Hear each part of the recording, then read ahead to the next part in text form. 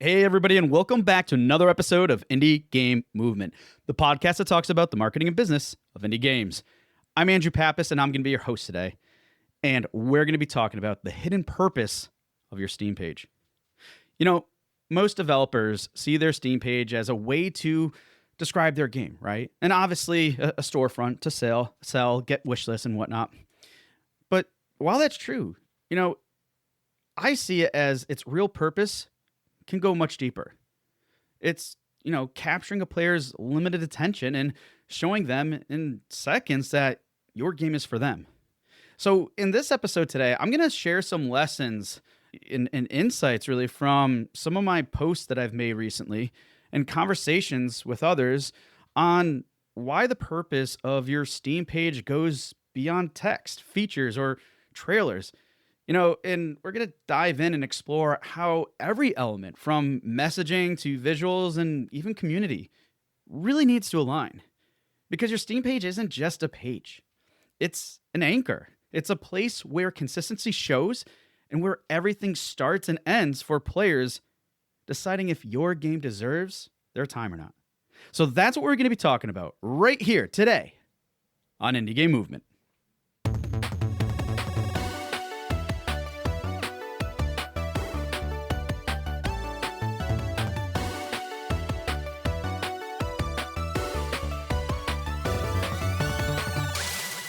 Hey, everybody, and we're back.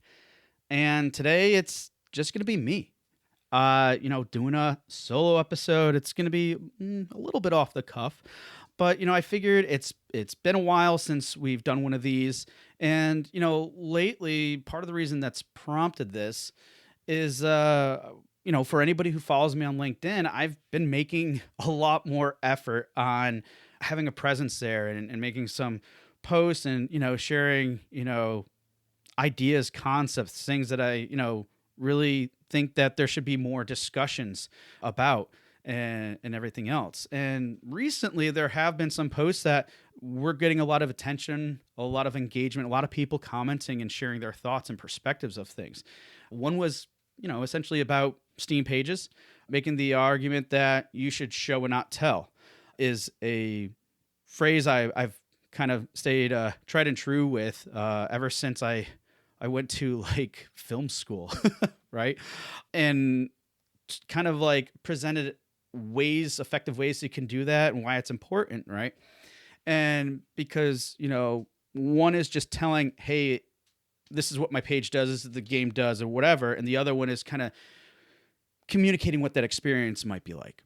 And then there was another one that you kind of talked about your game's competition with essentially players' time. And it's not so much other games, but it is too, because if you look at time, you're almost kind of competing with everything. But anyways, these two main concepts. And, what I thought was really interesting about these posts in general is the comments. They revealed like contradictions. They revealed different perspectives, different beliefs and everything.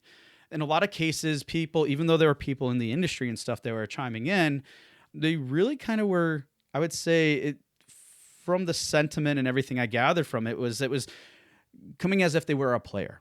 So I think that's key to call out. Because what some people were mentioning was that, some players want details. Others want feelings. Some want to, skim the text, watch videos, trailers, whatever. But others will completely ignore them, right? So kind of a mixed bag in what people are doing. And what that kind of did was when I was seeing all these comments come in is, looking at a Steam page and, even your marketing in general, it's really about the whole picture. Because with everybody having different behaviors and ways that they go about determining if a game is right for them or not, we really got to look at that whole picture. And that's one of the key things that it brought out to me, because I know there have been probably studies and information out there that will say one thing over the other and everything else. But the point is, everybody has their own way and system of getting a game, of how they go about finding it, of, what their process is before they decide to make that purchase. So that's why I wanted to do this episode, to kind of share, I guess we could call it some deeper insight and maybe just carry that discussion of these posts and just go a little deeper and kind of talk about how all these pieces kind of need to work together, or at least, from my perspective, from my point of view, kind of like taking it all in, if you will. And my goal with this is to kind of help you see your Steam page is not just as text or trailers, but really as the anchor for your game's presentation. And it's a matter of, looking at it as if, where your Steam page is really where that consistency and alignment start and end. And I think if we look at things this way, we can start, getting all sorts of different ideas and how we can best execute anything that we're doing with our marketing, with our Steam pages, with whatever, with how we're communicating our game, how we're communicating our vision. So to kind of kick things off, I want to present like kind of this question to you is, when you think about your Steam page, are you treating it like an overall description of your game? Or is it like an anchor for how players experience everything you share about it? Some of the things I've been picking up on and whatnot is that most developers see it as just something that we're using to describe. Like, in simple terms, hey, here's what my game is, here are the features, or whatever. Very like straightforward, clear to the point. And there's lots of things that could be said about that that are helpful and great. Clarity is important, and you've probably heard me say how important it is on the show before, and rightfully so. But then from this too, and kind of what this post that I've been talking about has kind of like positioned things is understanding like what that real hidden purpose is. And that hidden purpose is communicating and showing players in seconds, because that's all what we really have time for, showing them that, hey, this game is for me. Having them believe that when they're looking at your game, right? Or any game for that matter. And what I'm realizing too, it's not really just about what's written. And I call out to this because so many people too, and I'm seeing these patterns and everything on LinkedIn too, where they see an image and immediately has to associate directly with whatever's written too, right? And it plays into this point too, is that it's not about what's written.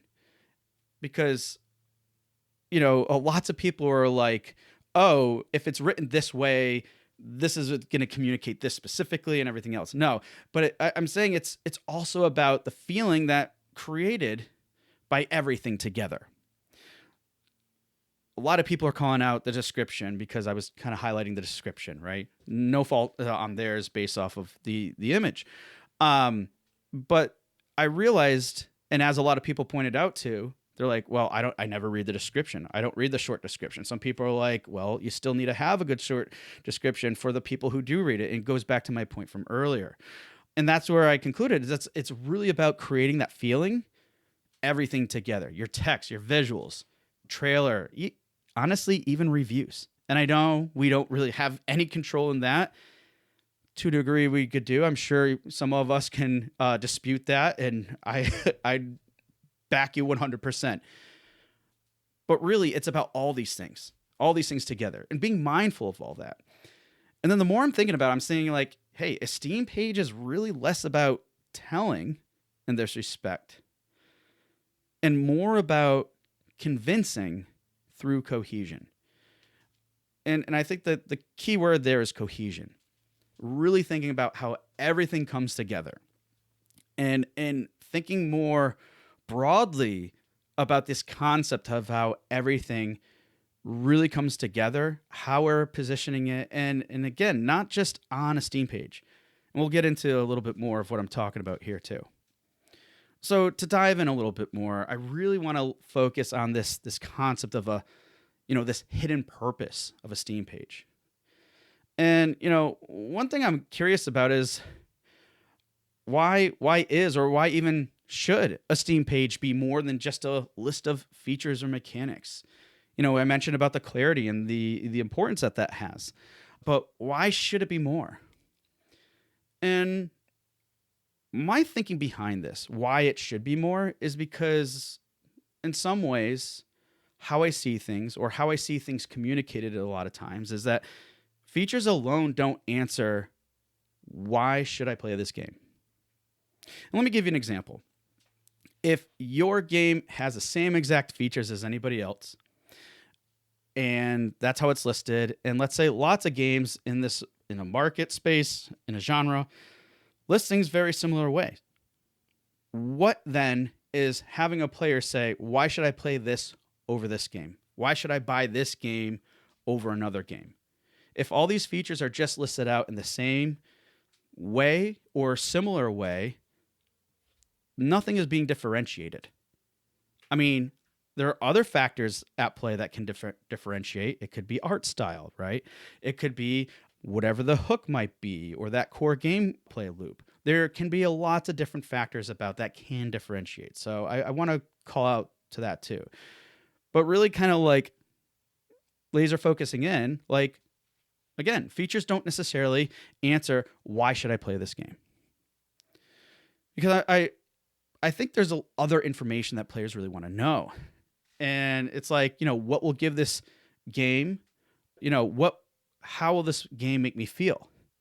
Is it worth my time? Like, is it hitting on these certain other aspects or things or interests of mine and or certain things that I look for in a game that, let's say, we can't always communicate with tags, even with words or visuals. So with all these things that are really hard to do, it is a big challenge, but there's still questions that players want answers to when they're going through this process. Now, mind you, we'll probably talk maybe a little bit broader too, because sometimes this is another argument that people brought up is like, hey, when I'm at the Steam page, I already know I'm getting it. I already know I'm wishlisting it because I saw it elsewhere, right?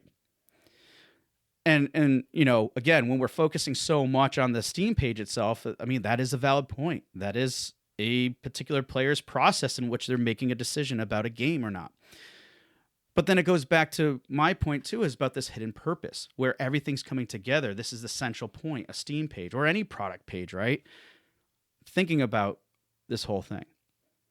Because when we look at like descriptions, visuals, reviews, these all signal different things. But they really need to reinforce each other. It's this concept, like this cohesion concept. Another term I would probably use a lot today is alignment. They all need to reinforce each other.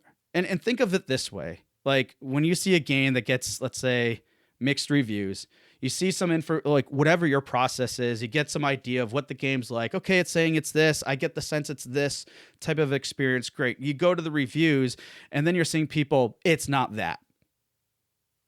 If it's not reinforcing, you're going to have a challenge, right? And the same thing goes to, let's say, if you're posting on social media and you're saying it's this type of game, or you're showing that it's this type of game, and then they get to your Steam page and it's like, oh, I'm getting mixed signals. This sounds very different. And in that process too, you also can get friction. People aren't going to like sign up for it because it's like, I was expecting one thing and I got something else. So I call out to this too, because, a good page is going to bridge these, kind of like problems that I listed up. They're going to bridge the clarity on mechanics, right? Still needing that clarity, but they're also going to provide clarity on the experience. And that clarity can come in two ways. It's about being clear on what's being offered, but also why it's worth your time. And honestly, this is like, can be very hard to do. And that's another thing that people were bringing up too. It's like my position and how I presented it in this conversation was just one. But also it's also trial and error. Like, and that's what I tell everybody. It's like, I hope no one thinks that I have all the answers, because I really don't. Everything's going to be case by case and everything else. And that's kind of how I always felt, especially when we get into the, how should we market this game? How should we do this or whatever? And we have steps and processes, but honestly, it's going to be different for everybody. So it's really important to think of these things in this way. And how they really come together. What is that cohesion? What is that alignment like?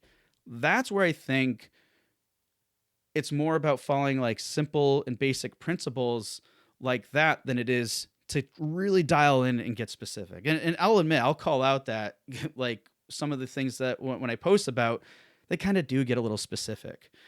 But it's, these things are nuanced and stuff, but still they're prompting really cool, interesting conversations.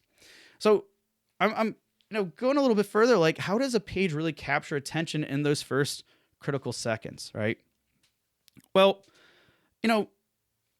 as I shared with you some before, like some interesting insights are like players will scan pages fast, right? They'll video, screenshots, headlines. Those are the things that seem to matter most from people. We have this, like, I would say about an 8-second rule. I did write another post about this 8-second rule. And the main thing that prompted that is I remember back in the day when Steam allowed Google Analytics, right? Well, constantly with all the accounts that I had access to and stuff, I always saw what was the average page on time. And no kidding, like most of them were 8 seconds for the average page on time. That's all it takes. And then people bounce. And it was really weird because I don't know how many pages, but that was like a very common thing. So it's like people spend like about 8 seconds to figure out what they want, regardless of what their process is. It is typically around 8 seconds.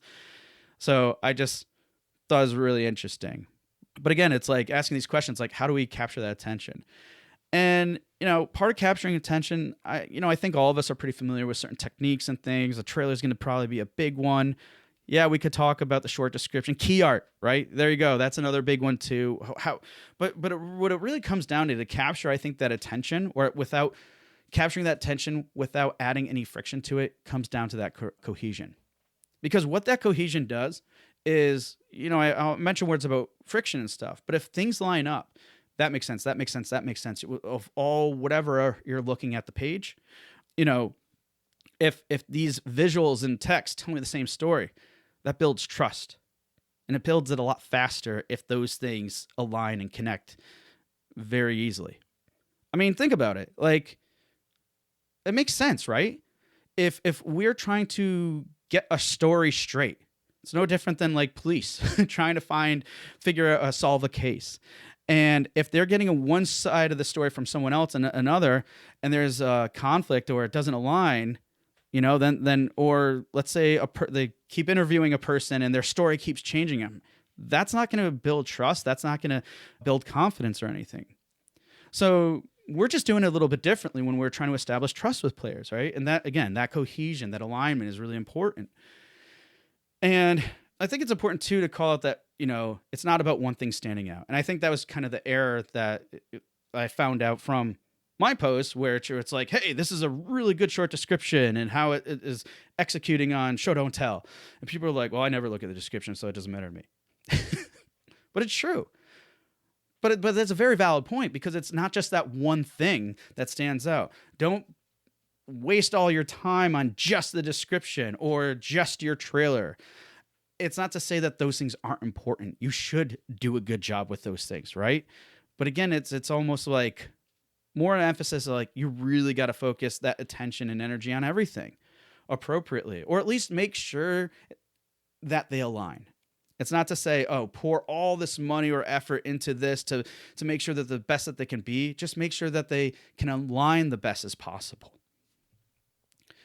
Because it's like, if we risk focusing too much on those things, we might kind of like get over reliance in one area, and it can create these gaps. And these gaps are essentially a form of friction.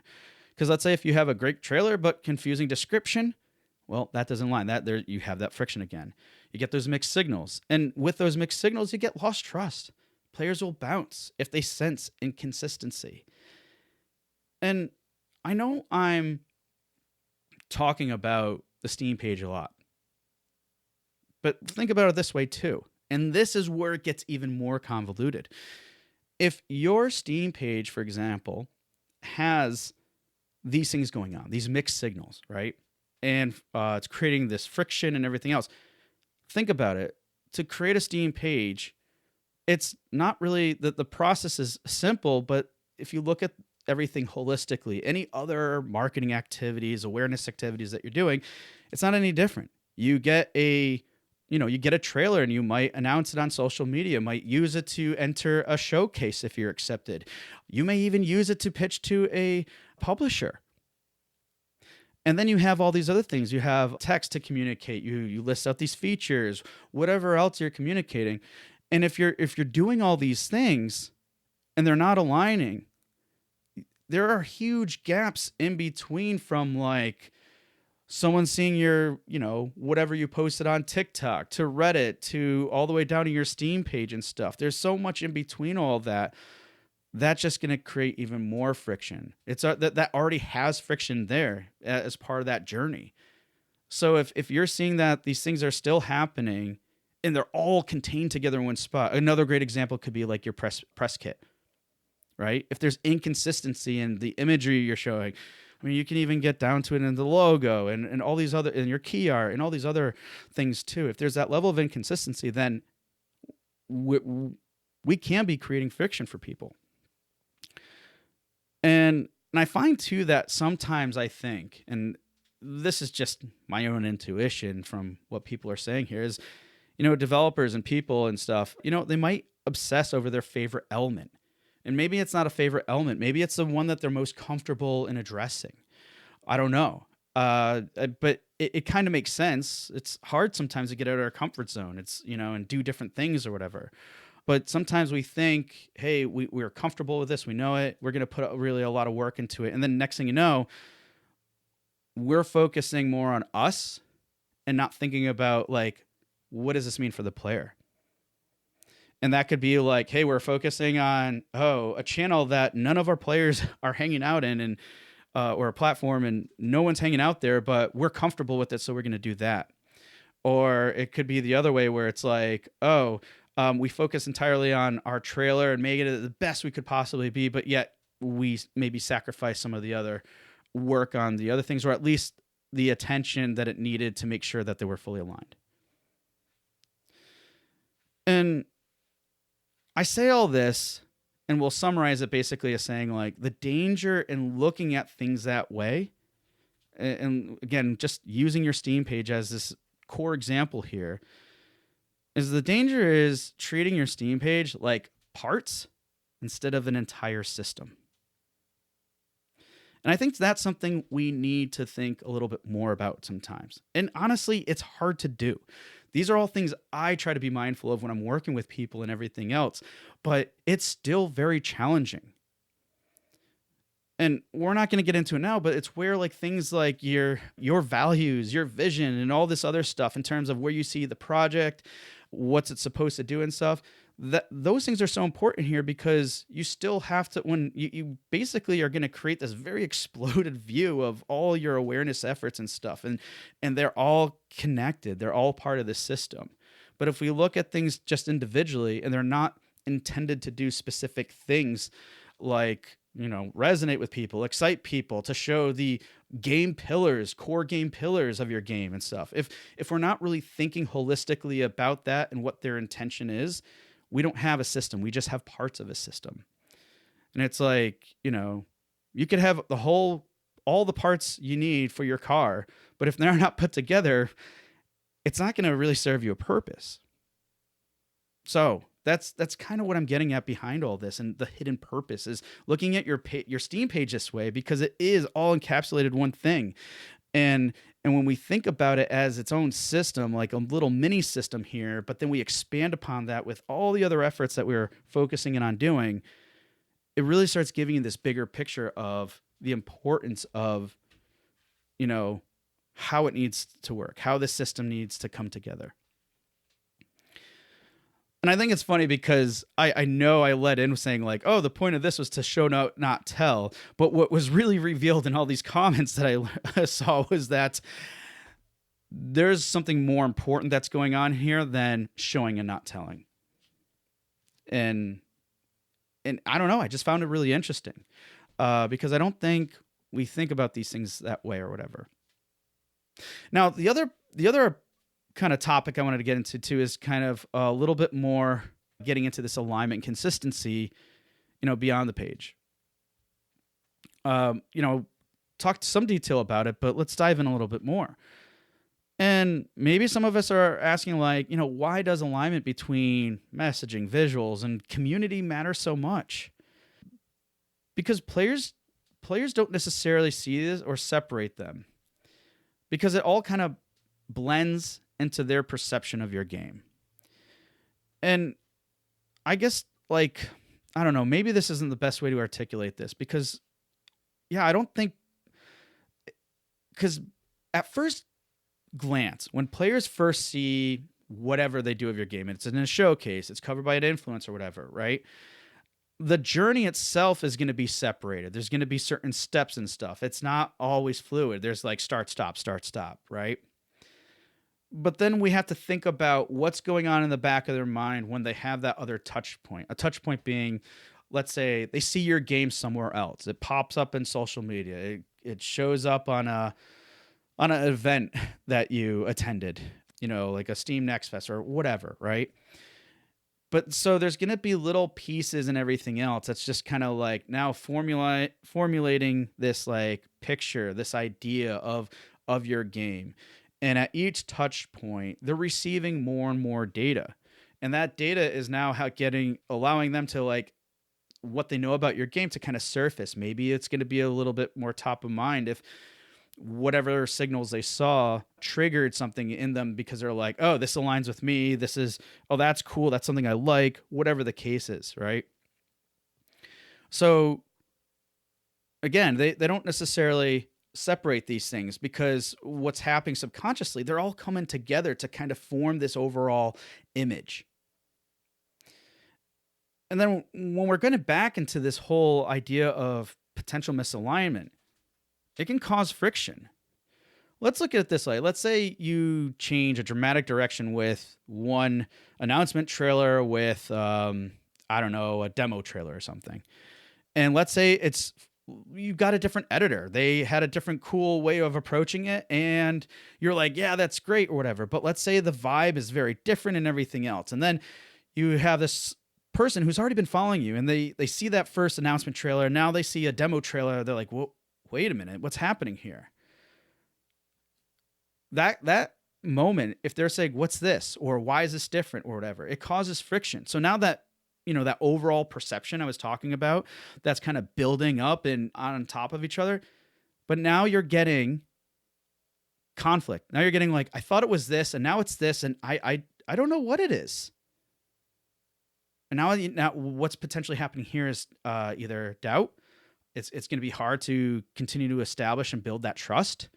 And it's not like trust as in, oh, I don't trust them, they're unethical, or they're trying to scam me or something. No, nothing like that. But trust is more of like, confidence and assurance and everything else. Like, yes, this continues to be the same experience I expected it to be. And that's what misalignment can do. Because essentially alignment makes your promise believable. Everything backs up. The same core message delivered again and again. That hook, it keeps getting delivered when they see you at a conference, when they see you at an event, when that influencers are covering. When those core elements are continued and are consistent, like, that's just going to reinforce things. And it's that consistency that builds the trust and the momentum across all platforms, across everything else. And I think that's kind of the missing thing when we look at things. It's like, oh, how are these studios, how are these devs getting so many regular wish lists and stuff, right? Because with that level of consistency, you also get momentum, you get people who are talking about it more and everything else. Now, I understand that there could be lots of other nuances and things that could relate to some of these things, like building up momentum and everything else. I'm not going to go into it. I'm really focusing on the alignment consistency, because as you can see, there's any number of directions we can go into with this. And maybe that's the problem with any of these types of conversations, like even in this format.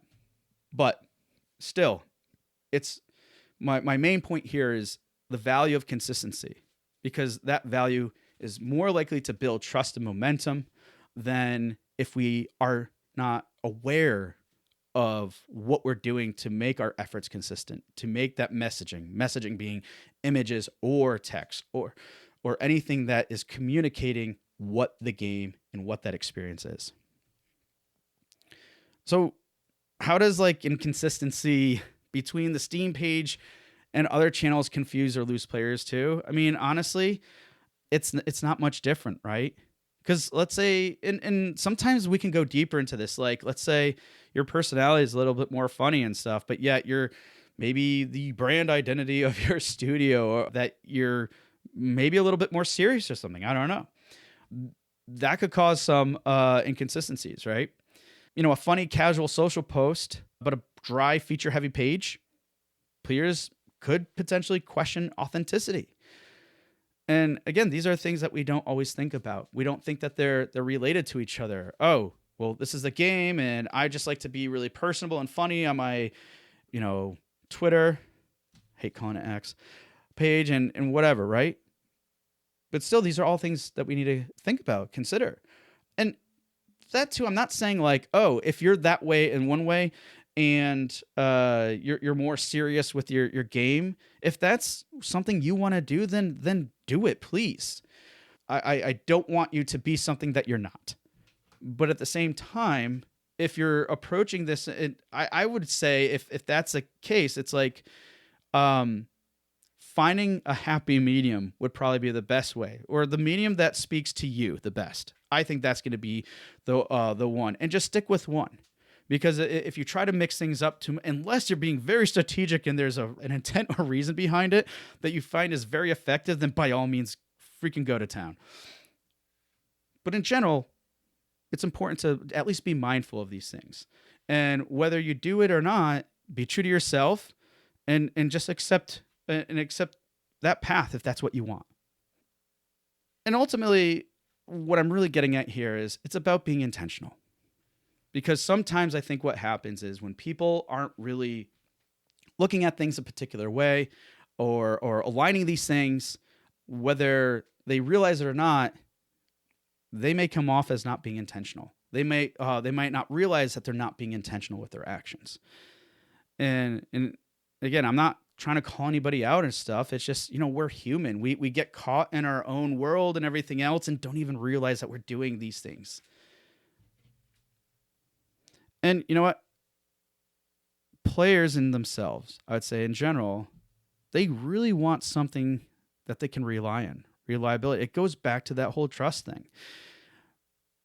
Because, like, it's no different than why, like, out of all the, like, say, comparison analysis I do, one of the top things people call out about is, especially in an early access game, is, the lack of updates. Like, one of the biggest pain points that they have is like, I wish they were more consistent with the updates. They want that reliability. They want that consistency. They want proof, validation, and everything else that, hey, this is going, I'm actually following and believing in something that requires time, that it requires my time, my input, and everything else. They rely on that heavily. They rely on that form of communication. So that's just one example. But, what you promise in ads and social could be confirmed on the Steam page. Again, it goes back to that alignment. And, I kind of look at it as your Steam page is the checkpoint where all those promises and everything else are validated. And again, it goes back to what I was saying before. It's that whole process, that whole system, all fully aligned at that center point. And it's not always going to be Steam. It could be any other Steam page. Store page. It could be any other store page too, right? Or whatever that final destination is. That's going to be important. That's that final checkpoint.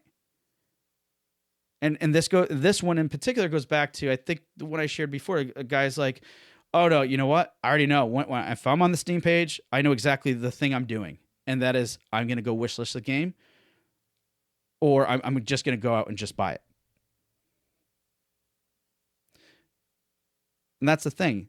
It's when they get to that point, boom, everything's already done. They did the homework. They already went through that journey. They're ready to go. And that's, it's that checkpoint. So to kind of start wrapping things up a little bit, what ways should, devs see their Steam page. Should it be as both as like a starting point and the ending point for a player's journey? And I would say, as a starting point, it could be for some of them. I don't know. I don't know if it would be a major starting point if you think about it.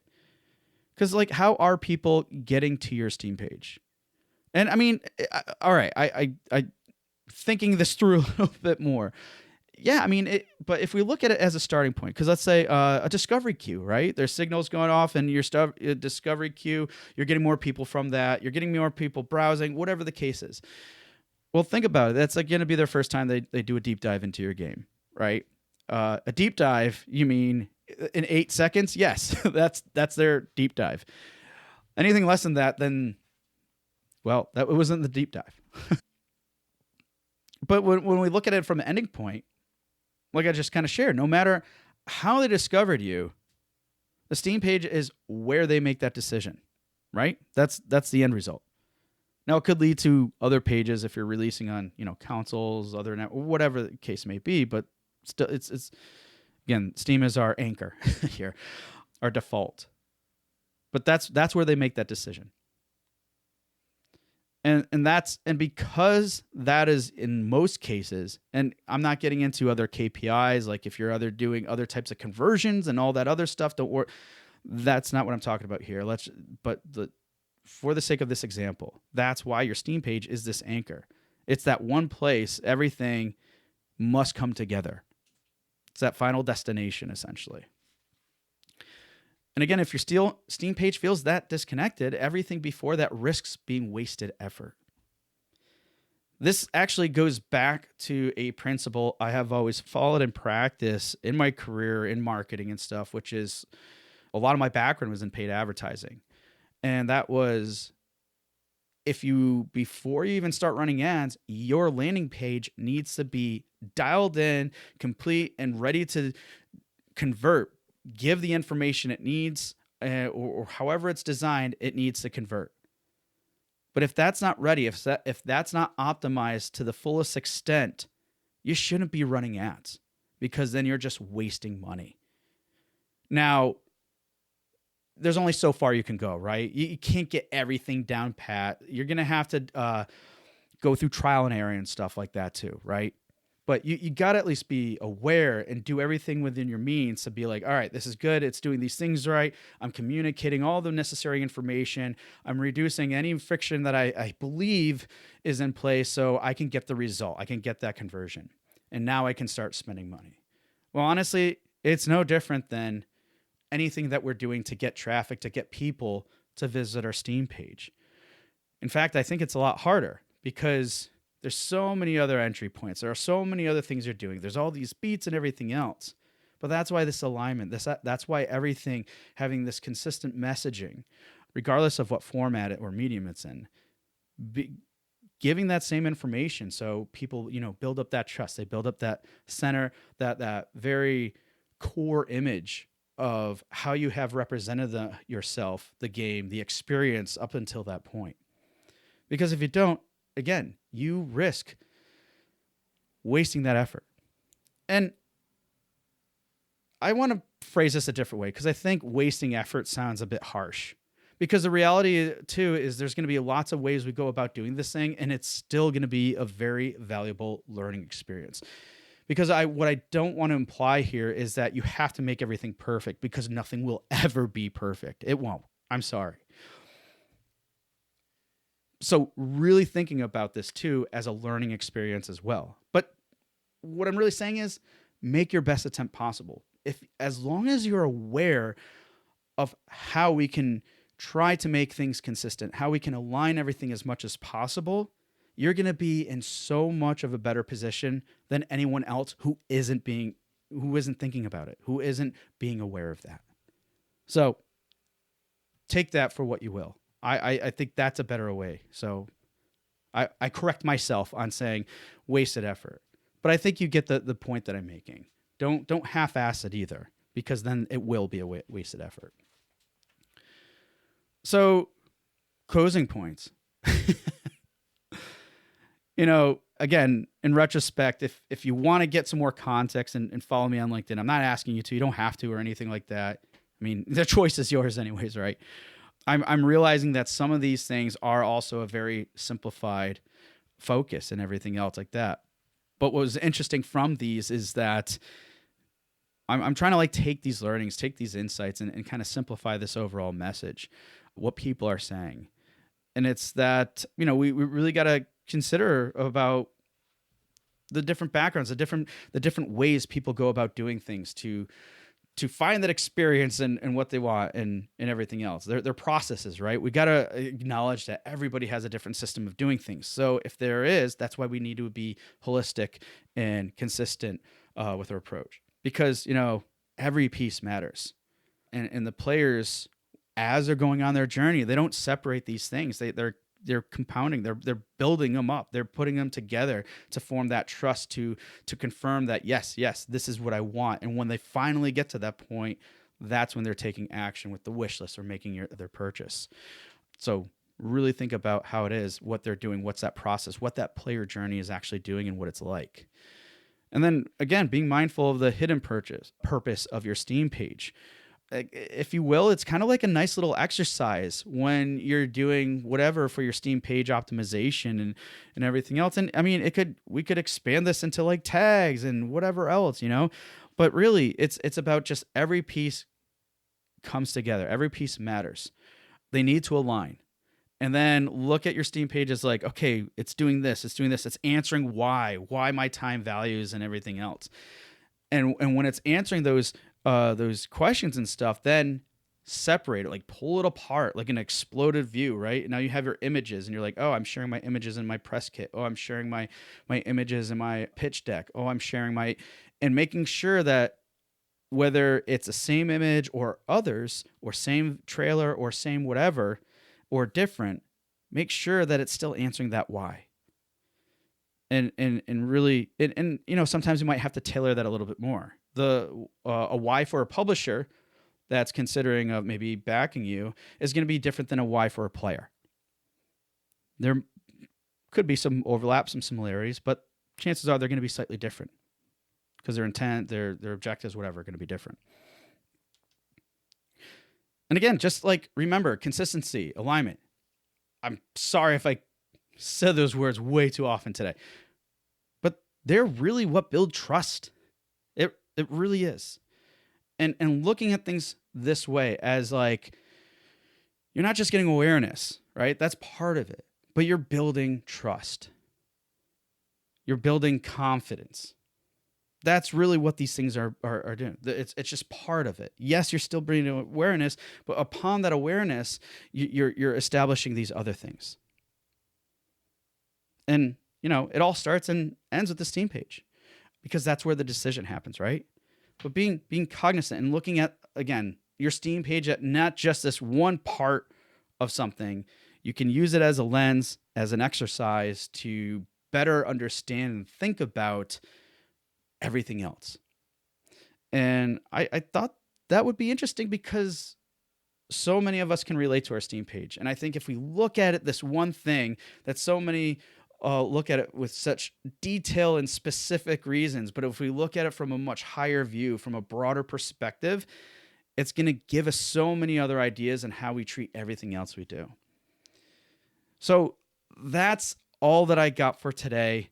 Again, if you're looking for kind of interesting things on the side or that relate to this, you could follow me on LinkedIn, as I shared before. And, value your perspective, value your input. There's been lots of people commenting on these things recently, and it's really, really interesting to see the different angles, approaches, the different ideas, beliefs that people have. Like some of them I never would have thought, and it's really interesting to see. And I'm happy that I can bring some of those conversations here with you today. I hope you found this helpful.